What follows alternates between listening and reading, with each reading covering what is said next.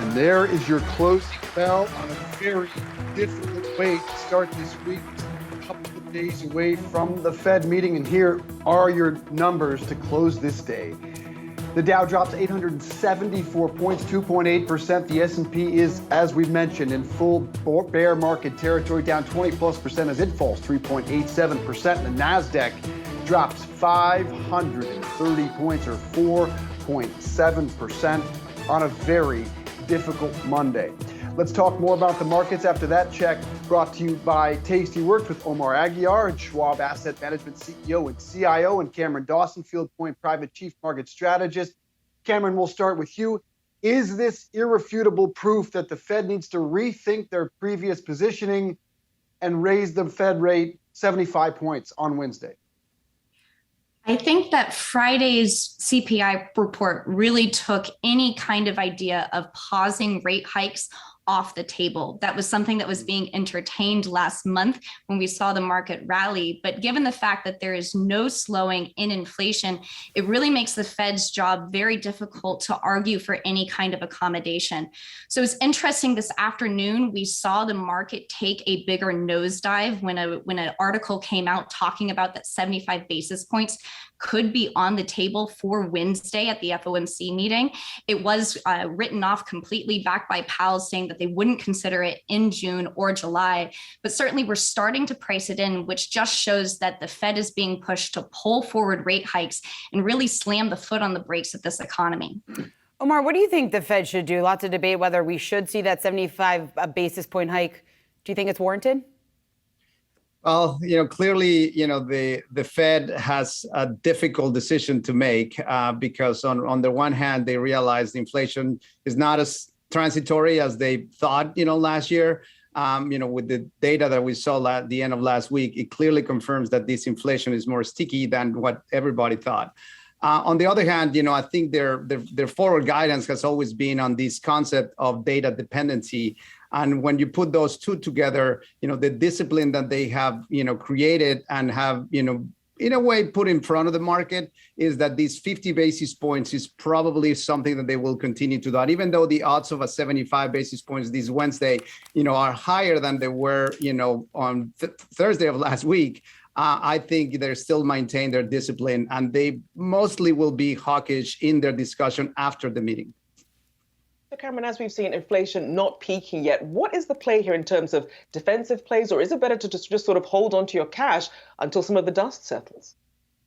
Well, certainly we're seeing a rotation into defensives. You could see that today where everything was down, but you saw areas like utilities and staples and healthcare outperform more cyclical parts of the market. So that's a fairly consistent playbook that we normally see during market corrections. And the next point is really layering in quality into portfolios, because what you're trying to find is specific instances of companies that are resilient in uncertainty like this, that they have the resources to be able to navigate cycles, meaning that they have strong balance sheets, that they can buy back shares on the cheap, or that they can do opportunistic M&A. And the last point in that is that we really can't pay any price for that quality, because when the Fed is tightening, valuations get hit invariably. And so what you want to make sure is that you're not buying names that are trading at still are elevated multiples. And that's one of the reasons why we continue to see growth underperform value, where tech stocks underperform the market. Because if you think of growth, it's still trading at a 32% premium to the market, despite its underperformance this year. So we think that there's still some air to come out of those growth, techie, kind of innovative type of multiples as we move through this liquidity tightening cycle. Omar, I hate to dwell on this looming decision on Wednesday, but with inflation at a 40-year high, consumer confidence at an all-time low, the S&P down 20% year to date, and the Nasdaq 30, if that's not the conditions for a 75-point hike, what is? Well, it's a good point, and the consideration here is that we're in a period of big transitions, and the transitions in this particular cycle have gone very fast, go all the way back from the recession in 2020. And when you actually think all the transitions that we're going now, from tightening conditions, lower liquidity, overall going into the last phase of the economic cycle, they have been going pretty fast. And the bigger transition here is going from a goods level economy to a service level economy that started after the reopening after the pandemic.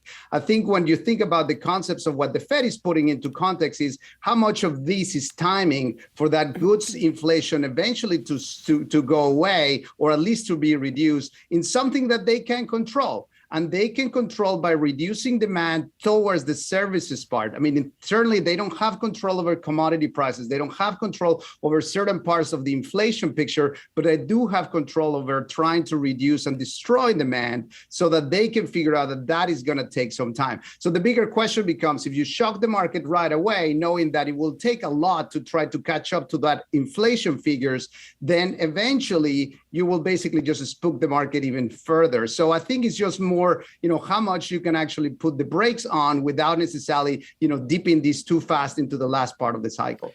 And Omar, we certainly have seen a lot of the jitters that investors have right now. When you take a look at the market's action today with the Dow, with the S&P, closing well below 3,800. We know that level was so critical, that psychological level for so many traders out there. Now that we've closed significantly below that at 37.49, what's the most important level that you are paying attention to when we try to gauge whether or not some of the selling pressure is going to continue?